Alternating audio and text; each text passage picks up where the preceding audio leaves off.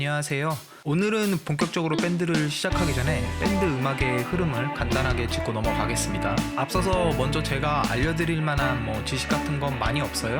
많이 부족합니다. 고로 정보 전달보다는 대략 이런 흐름이었던가? 라고 생각해 주세요. 또한 밴드 음악에 집중되어 있어서 다른 장르에 대해서는 당연히 크게 다루지도 않을 겁니다. 무려 60년, 70년에 가까운 시간을 몇 분 안에 지나가야 하니 누락이나 부정확한 부분이 있는 점에 대해서는 다음 기회를 통해서 수정 추가하는 방향으로 가겠습니다. 지극히 개인적인 관점이니까 감안해 주시고 그럼 시작해 볼게요. 1950년대 이전에 대해서는 모르겠습니다. 솔직히 1980년대까지도 대충 서칭해서 가는 거라.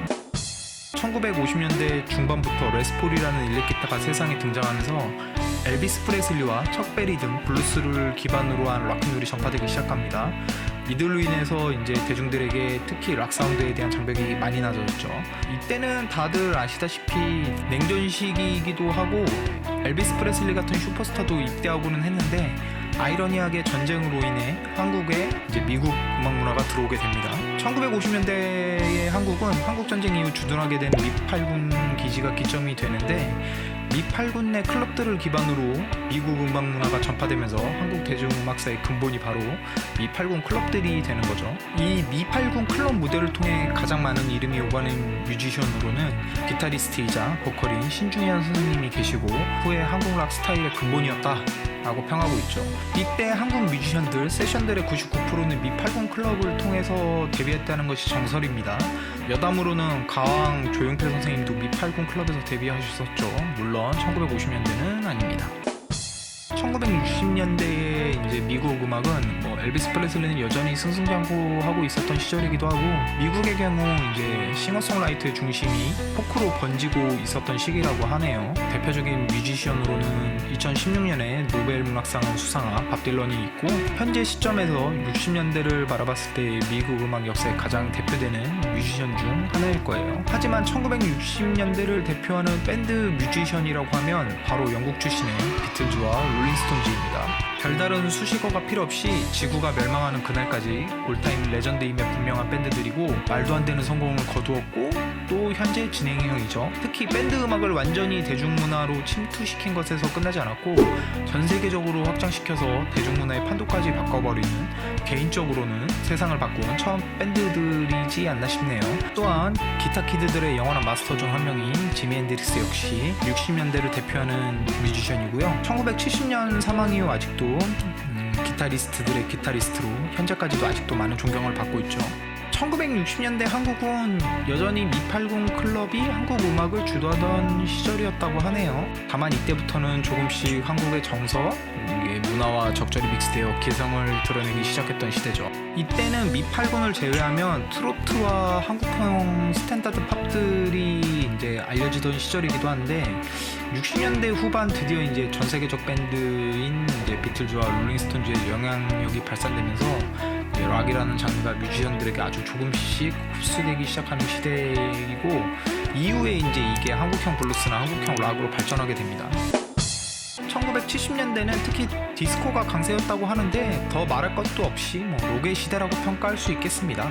흔히 말하는 올타임 레전드급의 밴드들이 쏟아져 나오기 시작하는 시기였는데 디퍼플, 레드제플린, 퀸, 블랙사바스, 앨리스 쿠퍼, AC/DC, 에어로스미스, 바닐런, 그 다음에 토토 등 미국, 영국 할 거 없이 지금까지도 락 음악을 얘기하면 빼놓을 수 없는 밴드들이 이제 군림하던 시기였고 에릭 클랩튼이나 지지탑이나 블루스 뮤지션들 역시 빼놓을 수 없겠죠. 이때 데뷔했던 밴드들의 이야기를 하자면 이후에 너무나 많은 수많은 밴드들에게 영감을 주었고 지금까지 밴드 음악이 살아남을 수 있는 동력원이 되었다고 해도 과언이 아닙니다. 1970년대의 한국은 포크와 한국형 블루스 음악의 시절이죠. 평론가들은 60년대 후반부터 70년대까지는 한국 대중음악사의 제일 황금기라고 말하곤 하는데 제가 살던 시대가 아니라서 70년대부터는 미8군 음악적 지배력에서 벗어나서 각 지역을 대표하는 음악살롱, 다방 이런 게 생기면서 방송에서도 많이 언급된 세시봉을 필두로 한 송창식, 이장희, 양희은 선생님 등의 포크 뮤지션들과 그다음에 샌드페블즈, 그다음에 산울림 등의 블루스락 밴드들이 활동하던 시대였어요.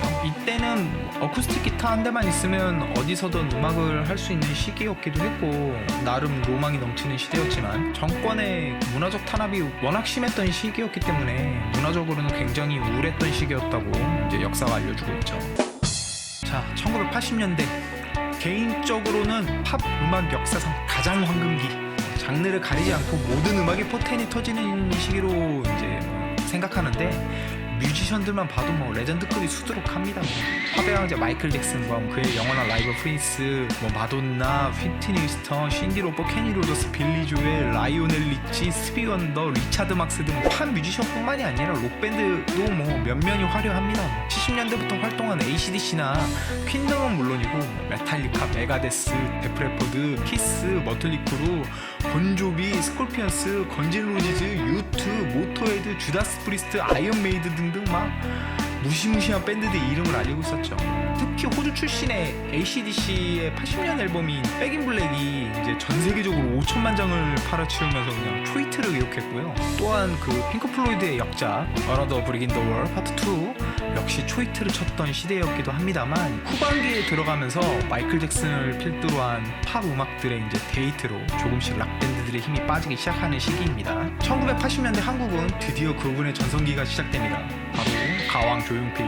70년대 후반에 데뷔하신 다음에 한마디로 그냥 대중음악사를 씹어 드시다 못해 다른 가수들을 전부 다 쩌리로 만들어버리시고 그냥 독재체제를 구축하십니다.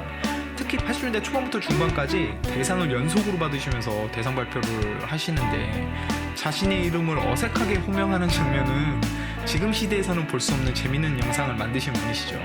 조용필 선생님의 음악불이 역시 미8군 클럽의 밴드 음악에 있었고, 가장 최근 앨범이 2013년에 발매한 19집의 바운스나 헬로 같은 경우도 밴드 사운드가 기반인 만큼 한국 밴드 음악에서는 빼놓을 수 없는 분 중 한 분이십니다. 80년대 중후반에 이제 대중적으로도 이제 락 밴드들이 이제 좀 대두되기 시작하는데, 한국 락의 아버지이신 신중현 선생님의 친아들인 기타리스트 이제 신대철님을 필두로 한 신하위, 그다음에 기타리스트 김태원님의 부활, 그리고 김도균님의 백두산, 그리고 지금은 DJ가 더 어울리시는 배철수의 손골매 등도 활발히 활동하면서 락 음악 역시 요 시기에는 이제 대중음악사의 한 축을 담당하기 시작했죠. 그리고 취미밴드 영원한 18번 노래, 영원한 커버곡 그대에게를 발표한 마왕 신해철의 무한궤도 역시 80년에 데뷔했었습니다. 드디어 90년대가 되면서 기술의 발전 속도가 빨라지고 더불어 PC의 보급화도 역시 빨라지면서 밴드 음악의 동력이 빠지기 시작합니다. 여전히 팝의 대세 아래 R&B, 소울, 힙합 등의 흑인 음악이 전면에 나오면서 밴드 쇠퇴의 속도가 가속화되는 시대예요.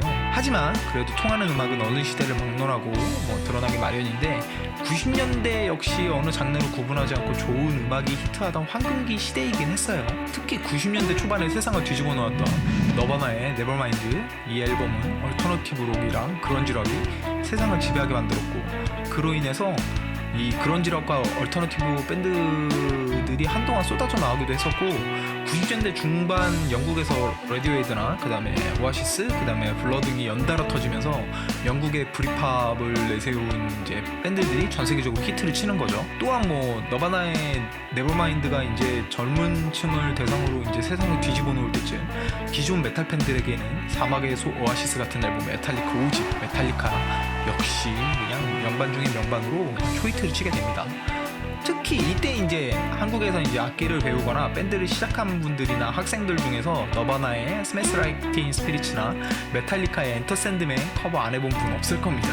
이제는 거의 30대 후반이나 40대 중반 정도 되셨을 건데, 이분들한테는 아마 몸이 기억하고 있을걸요. 개인적으로 1980년대를 팝 음악의 이제 황금기로 본다면 한국 대중음악사의 황금기는 바로 이 90년대죠. 댄스, 발라드, R&B, 힙합, 락발라드, 트로트, 성인가요 등이 세대를 가리지 않고 막 히트를 치던 시기였고, 이때 수많은 한국 음악사의 레전드들이 막 쏟아져 나옵니다. 특히나 대한민국 음악사를 180도로 뒤집어 놓은 그룹인 이제 서태지와 아이들이 92년도에 데뷔하면서 완전히 지각 변동을 일으키는데, 이때부터 팬덤 중심의 한국 아이돌 문화의 기틀을 마련했다고 해도 과언이 아닙니다. 대중적으로는 이제 가수가 이제 딴따라에서 뮤지션으로 인정받기 시작한 시기이기도 하고 이제 가수가 트렌드를 만들어 나가는 시대가 시작됩니다. 또한 90년대 후반부터 H.O.T를 이제 필두로 한 아이돌 문화가 엄청난 파급력을 가지기 시작하면서 이게 팬덤 문화가 대중문화, 특히 방송가에 이게 완전히 메인스트림으로 자리 잡기 시작하죠. 이때 뭐 한국 락은 솔직하게 말씀드리면 락 발라드가 아니면은 메인스트림에 나올 수 없는 시대였기 때문에 밴드 문화를 접하는 게 그렇게 쉽지 않았어요. 근데 이제 하지만 어디나 바람구멍은 있다고 90년대 후반부터 홍대 클럽을 중심으로 인디 밴드 문화가 활성화가 되기 시작했죠. 특히 뭐 1세대라고 지칭되는 크라잉넛, 노브레인, 벨리스파이스, 언니네 이발관 등이 있었는데 크라잉넛의 말달리자와 노브레인의 넌 내게 반했어가 한국의 회식 문화, 특히 노래방 문화와 엮여버리면서 음주 가무의 한 축을 담당하게 되면서 2000년대로 넘어가게 되는 아주 재밌는 현상이 발생합니다.